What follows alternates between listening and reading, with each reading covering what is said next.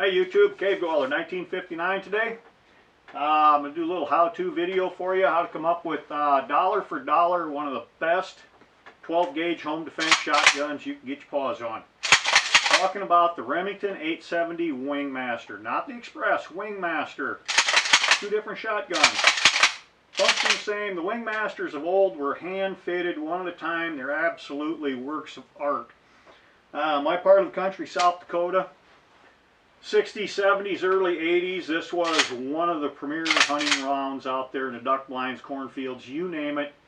They can be had relatively cheap. There's a few things you got to look for. One, back in the day, the duck guns had full chokes in them. We're shooting lead shot, full choke, shooting ducks, good game.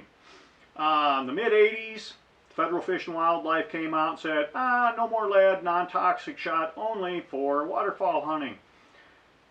There was no technology, there was nothing. They left the manufacturer sitting there saying, what the hell are we going to do? They fell back on what they could, steel. Steel's very hard. They didn't have the wads, they didn't have the stuff. Today they got it pretty much figured out. Back then they were taking chokes out, they were opening barrels up, they're ruining them. A lot of these guns went in gun cabinets, went in closets. They just sat there. And now, 25, 30 years later, they're showing up in gun stores. Any place that does buy-sell trade, you can walk in, there'll be 2 or 3 of these to 10 or 12 of them. What you got to look for? Full choke on the barrel. Right here will be marked. That's what they are. They're leftovers from back then, and they don't want to tear them apart. The old boy died, and the kids took it in, traded it in on something that's more useful for their own purposes. You can have these things for under 400 bucks. I've seen them in the winter time, after season, off season we call it up here. 300, 325 bucks. 3 times the gun as an 870 Wingmaster, 870 Express will ever want to be.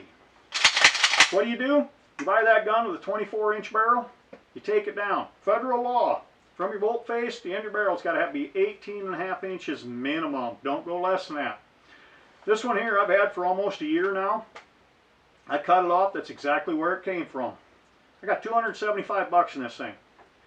24-inch, I cut it down. I didn't know if I was going to do it 1 time, 2 times, 3 times. I didn't know how hard this is going to be. I cut it at 20 inches. It's the simplest thing in the world. Looks like a factory cut. Did it all with nothing but basic hand tools. I'm going to reset up. I'm going to get this thing in this vise back here. I'm going to take a hacksaw. We're going to do surgery on it. I'm going to show you how to turn it in to Home Defense 101. 870 Wingmaster. Okay, we're back. We got this baby in the vise. What I've done, I've taken a magic marker, and from my bolt face up, I've just made a mark at 18 and 13/16. I'm going to cut it off. By the time I file back a little bit, I'll probably lose 1/4 to 1/8. I'll be 3/16 to 1/4 of an inch over my 18.5 inch minimum. Before I cut any more, using my bead I had on there, I already did it. I came back with a center punch. I make the scroll, the line in there for my, where I'm going to reset the bead back. It's going to be about 3/8 of an inch, 1/2 inch in the back. I took a center punch. I've already got that marked. All right. The bead, if the one off the gun you got, I wanted the biggest one I could get. What I did, I went into Brownells. If you're not familiar with Brownells, it's one of the largest gunsmith supply warehouses in the world. And if you really want to know, that is catalog number 62 on page 246. You can get 2 of them beads, the drill to drill the hole, the tap to tap the threads for 10, 11 bucks. Can't go wrong. While you're ordering that, I would highly recommend you put in a new magazine tube.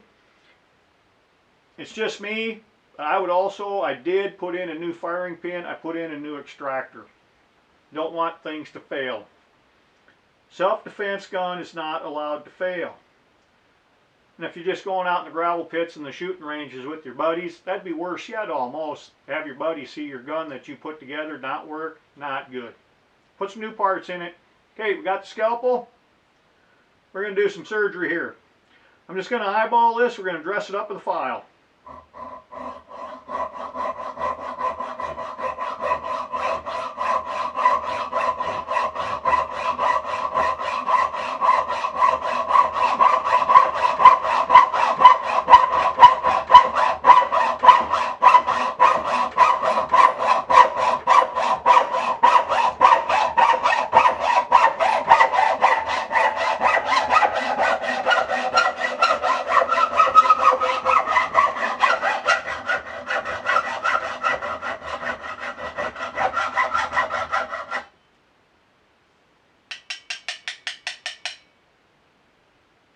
If you're really good, you can cut that down skinny, make some nose rings for your girlfriend. Probably not. You know, the first time I ever did this, I had no idea how hard this barrel was going to be. And surprisingly, they're very soft. Softer than what I expected anyway. When it came time to filing them, it was rather quick, slick, and easy. You know what? I think I'll go the other way.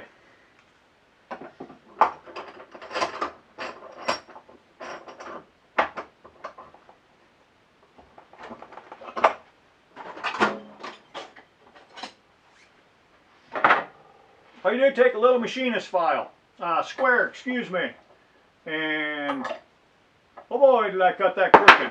Got it very high on this side.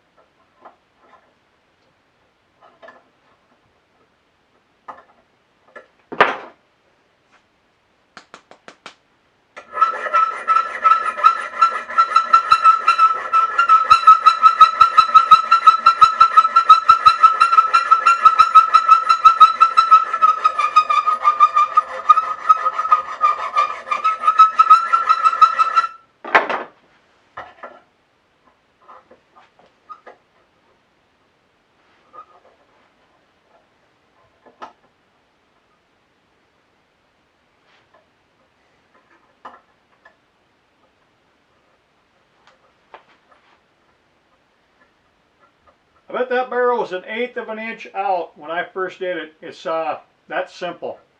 That's true enough. As close as it's ever going to have to be. It's not a high power rifle sending something out there 3,000 feet per second like your 300 Win Mag's got to be absolute turning blade precise. Not going to happen. Don't worry about it. I don't have my sandpaper here with me, so I'm going to shut off, get some. I'll come back and get my sandpaper. I wanted to shoot that in one uncut stretch. I didn't have my sandpaper, so I got it, and I really wanted to show that uncut, just to prove how fast, how simple this can be done. It's not complicated. It's got a sanding block.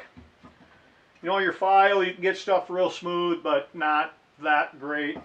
Sanding block, just set it on there flat. All you're going to do is dress up the very, very end.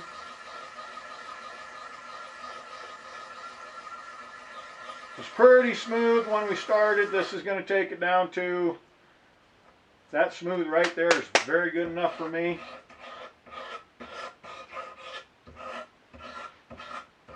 Take off sharp edges.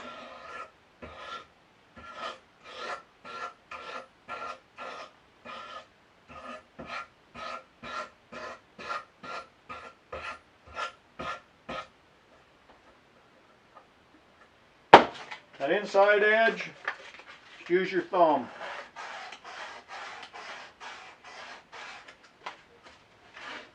Like I said, the first time I did this, I thought the barrel was going to be a relatively hard material. It is not. They may be hard and different back in the chamber area, but up here on the end, there's nothing hard about them.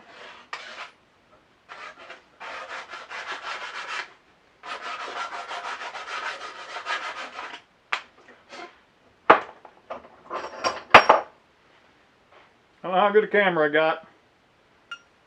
That's what you're looking at right there. I'm going to drill a hole, tap that bead, put it back in there. Okay, I had my hole marked. I just drilled the hole for the front sight with my whopping $70 drill press I got behind me. I'm just tapping the threads on it. Very, very simple to do. I'll eyeball everything. it will be close enough. Like I said, this is not high power rifle with 3,000 feet per second. It's 12 gauge shotgun, people.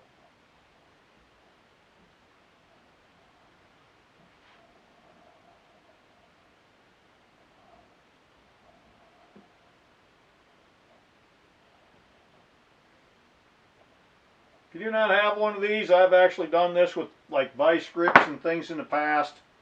They're not the greatest thing, they don't work, but they get the job done.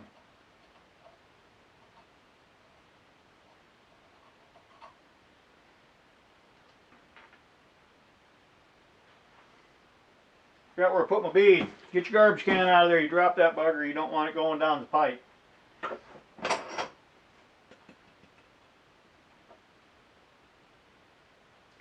Well, it's about as small as stuff as my fat fingers want to work with.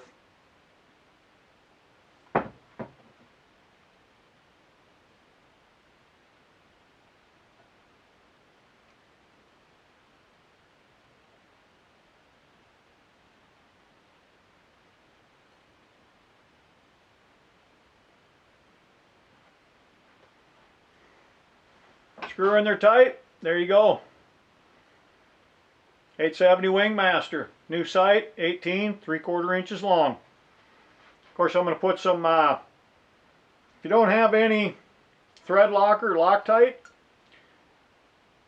still some fingernail polish from your girlfriend. It works just as good. It'll never come out of there.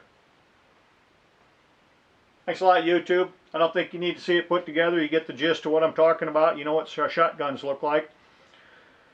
This one is whatever kind of finish you got on there, brown. You can get that out of Brownells too if you want to brown them. You want to blue it, cold blue, doctor them back up. They're good to go. 870 Wingmaster, Home Defense 101. Thanks a lot. Have a good evening.